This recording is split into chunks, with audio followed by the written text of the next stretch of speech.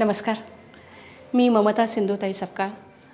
आज 14 नोव्हेंबर बालदिन आणि दिवाळी पाडवा हे जे 3 योग जुळून आलेत, ह्या मुहूर्तावर आम्ही माई जिथे राहायला होत्या, जिथे निवासस्थान होतं माईंचं, सन्मती बालनिकेतन मांजरी बुद्रुक इथे, ते आपण सगळ्यांसाठी ओपन केलेलं आहे. इथे एक छोटंसं म्युझियम केलं आहे माईंच्या आठवणींचं, माईंच्या वस्तूंचं, ज्यामध्ये माईंच्या थोड्याफारच वस्तू म्हणता येतील, कारण त्यांच्या गरजा अतिशय कमी होत्या. म्हणजे एक प्लास्टिकचा आरसा, एक कंगवा आणि टिकल्यांची डबी वगैरे असं सामान आम्हाला मिळालं आहे. पण जे काही मिळालं आहे, म्हणजे तिच्या वह्या, तिच्या प्रवासाच्या डायऱ्याज, तिची साडी, तिला मिळालेले पुरस्कार, हे सगळं आम्ही इथे संग्रहित केलेलं आहे. आणि माझी अशी इच्छा आहे की माईंवर प्रेम करणाऱ्या प्रत्येकाने, माईंवर जीव असणाऱ्या प्रत्येकाने इथे यायला हवं आहे. मी स्थळ सुरुवातीला सांगितलेलंच आहे की सन्मती बालनिकेतन मांजरी बुद्रुक पुण्यामध्ये ही आमची संस्था आहे. आणि ह्याच्या 4थ्या मजल्यावर आपण माई निवास म्हणून माईंसाठी हे म्युझियम आत्ता सुरू केलेलं आहे, म्हणण्यापेक्षा निर्माण केलेलं आहे आपण हे. दुसरी गोष्ट म्हणजे माईंवर सगळ्यांनी खूप प्रेम केलं, माईंना भरभरून दिलं, ज्यातून ह्या सगळ्या संस्था तयार झाल्या. पण माईन गेल्यानंतर थोडा एक फरक पडला आहे. तर माझी विनंती आहे सगळ्यांना की तुम्ही पुन्हा एकदा यायला हवं आहे. आम्ही ज्या पद्धतीने काम करतो हे पुन्हा एकदा तुम्ही बघायला हवं आहे.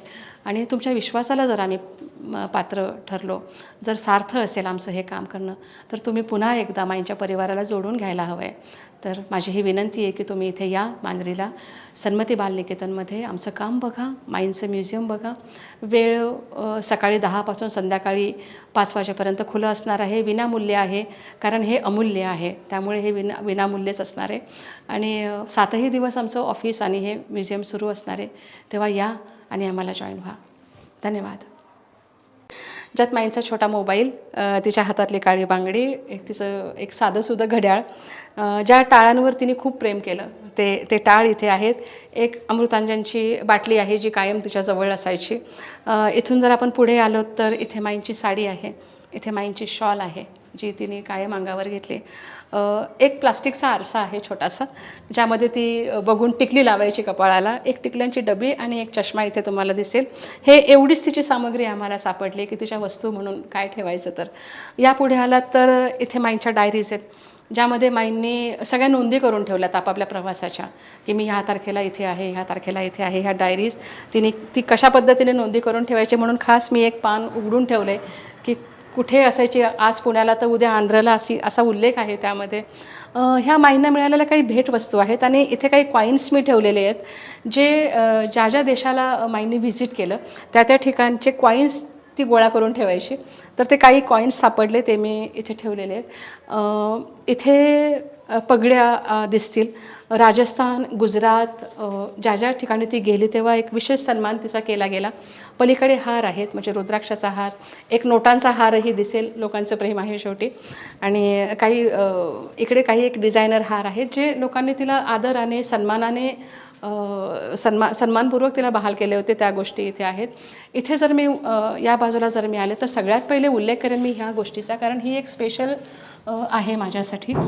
8 नोव्हेंबर 2021ला जेव्हा माईंना पद्मश्री मिळालं, त्यानंतर माई ॲडमिट झाल्या दवाखान्यामध्ये. आणि नंतर माईंचा कुठलाच पुरस्कार सोहळा झाला नाही.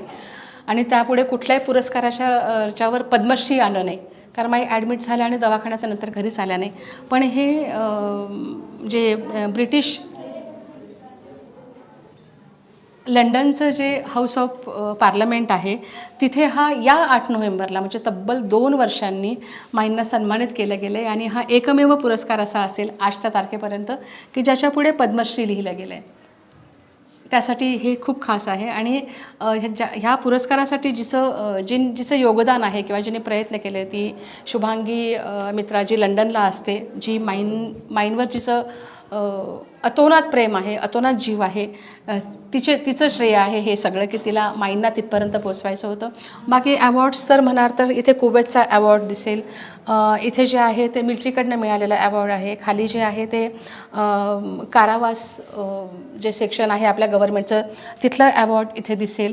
इथे बसवराज पुरस्कार आहे, कर्नाटक गव्हर्नमेंटचा. इथून आपण जर पुढे आलो तर हा द वन हाँगकाँगला मिळालेला रोटरीचा पुरस्कार आहे तिला, त्यासाठी ती हाँगकाँगला गेली होती. हा राष्ट्रीय पुरस्कार आहे. हा तैवानचा पुरस्कार आहे. खाली झीचे अवॉर्ड्स तिला मिळालेला आहे. खास करून इथे जनभूषण पुरस्कार आहे. मला वाटतं हा पत्रकारांकडून दिला गेलेला एक पुरस्कार मी इथं ठेवलेला आहे, तोही पुढे आपल्याला दिसेल. हा जो आहे हा अहमदीय अवॉर्ड लंडनलाच माईंना मिळाला होता विश्वशांतीसाठी, तो हा पुरस्कार इथे आहे. हा तैवानचा पुरस्कार आहे आणि हा महाराष्ट्र सरकारचा पुरस्कार आहे. हे सगळे पुरस्कार मी इथे ठेवलेत. इथे भारती विद्यापीठ युनिव्हर्सिटी, इथे सावित्रीबाई फुले युनिव्हर्सिटी, इथे डी.वाय. पाटील युनिव्हर्सिटी, थोडा एक सिक्वेन्स घ्यावा म्हणून मी ते त्या पद्धतीने रचना केली. आणि हा जो पुरस्कार आहे हा तैवानचा पुरस्कार आहे. तिथलं सन्मानपत्र आहे. मला भाषा तर कळाली नाही, पण माईंचा फोटो आहे आणि पुरस्कार दिला आहे त्यांनी, त्यामुळे तोही मी इथे आवर्जून लावला आहे. हा दरवाजा जो आहे हा माईंच्या खोलीचा दरवाजा आहे. इथे काच लावलेली आहे. जर तुम्ही डोकावाल तर माईंची बेड इथून तिचा जो पलंग आहे तो इथून दिसून येतो. या बाजूला जर आपण आलोत तर हे जे पुरस्कार होते हे खलिता म्हणा किंवा लखोटा म्हणा ह्या स्वरूपामध्ये हे पुरस्कार दिले गेलेले होते. ते तसे लावण्यापेक्षा मला त्यांना फ्रेम करून लावावं जास्त सोयीस्कर वाटलं, त्यामुळे मी त्याच्या फ्रेम्स बनवून घेतल्या. हा ह्युमॅनिटीसाठी मिळालेला अवॉर्ड आहे हा. आणि या बाजूला जर आपण आलो तर इथला गुजरातचा एक अवॉर्ड आहे. येस.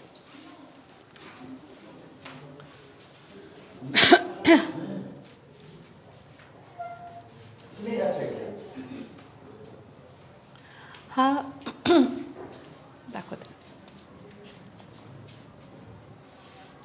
हा बोलू. हा गुजरातचा पुरस्कार आहे, श्री सांदीपनी गौरव पुरस्कार. म्हणजे माई पद्मश्री होत्या, पण या पुरस्कारामुळे माई महर्षी म्हणूनही ओळखल्या जाऊ लागल्या. त्यामुळे आम्हीही लिहिताना पद्मश्री, महर्षी, डॉक्टर अशा सगळ्या उपाधी लावून तिचं नाव लिहित असतो. हा तो पुरस्कार आहे. आणि इथे आपण बघितलं तर हा राष्ट्रीय पुरस्कार आहे, प्रतिष्ठित माता पुरस्कार. हा राष्ट्रपतींच्या हस्ते माईंना मिळाला होता. वर या बाजूला आपण आलो तर जे माईंनी आम्हाला कायम शिकवलं की देवा आम्हाला हसायला शिकव, परंतु आम्ही कधी रडलो होतो याचा विसर पडू देऊ नको, ती वाक्य आपल्याला इथे दिसून येतील. या बाजूला जर आपण आलो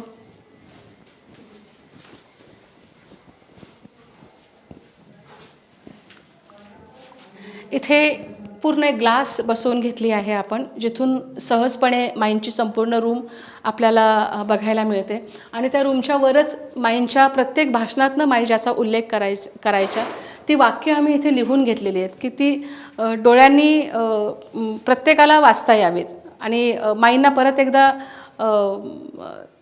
आठवण व्हावी माईंची. कारण ही माईंचीच वाक्य आहेत की फुलांच्या पायघड्यावरून चालताना काटे बोचले तर सहन करायला शिका, कारण काट्यांना बोचणं माहिती असतं, वेदना कळत नसतात. हे या बाजूला. आणि हा पूर्वार्ध एका अर्थाने आणि उत्तरार्ध हा आहे की तुम्ही तुमचे पाय एवढे घट्ट करा की एक दिवस काटे तुम्हाला सांगतील की आइये, वेलकम, सुस्वागतम, हम झुकता है, तुम चलना सीखो. हे माईंच्या बऱ्याच व्हिडिओमधनं वाक्य लोकांनी ऐकलं असेल. ते दोनही वाक्य मला असं वाटतं की एक मोटिवेशन आहे त्याच्यामध्ये, एक निराशेवर मात करण्याची जी इच्छा असते किंवा ज्या पद्धतीने कशा पद्धतीने मात करायला हवी तो संदेश या वाक्य आवर्जून इथे ठेवलेत. बाकी मुलांसोबतच्या माई तर सगळ्यांनी बघितलेल्या आहेत. एक स्वतःचा फोटोही मी तिथे लावून टाकला आहे.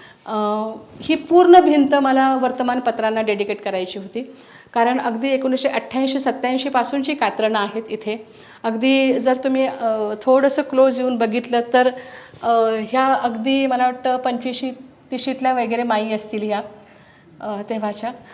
तर ह्यात बरीच कात्रणं आहेत ज्याच्यामध्ये वेगवेगळे उल्लेख आलेले आहेत. म्हणजे सासवडची संस्था असू देत, शिरूरची संस्था असू देत, मेळघाटमध्ये आईने केलेलं काम, माईंवर आलेला मूवी, पद्म पुरस्कारांची घोषणा, हे सगळं या ठिकाणी.